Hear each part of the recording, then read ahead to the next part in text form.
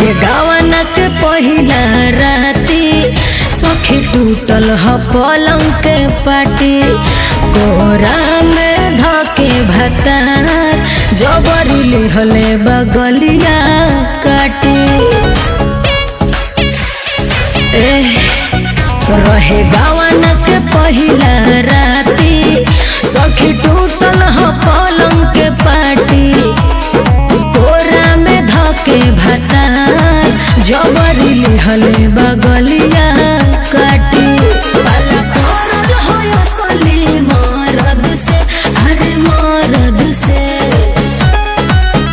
हम कहरी कमर के दर्द से हो हम कहरी कमर के दर्द से हम कहरी कमर के दर्द से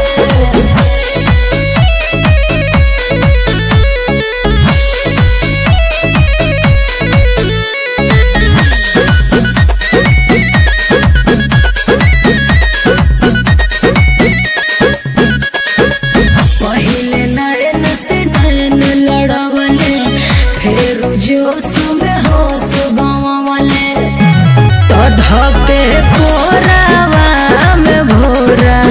वाले प्यार करले बड़ुए शिकारी मोर बहू ते शिकार करले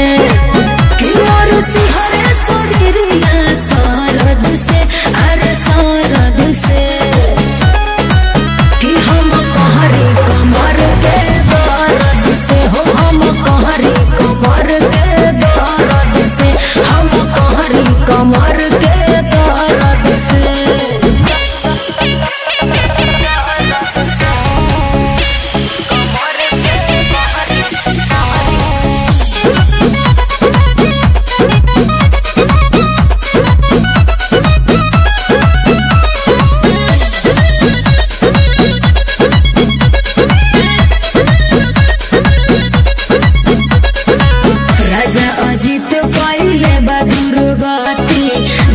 सुता के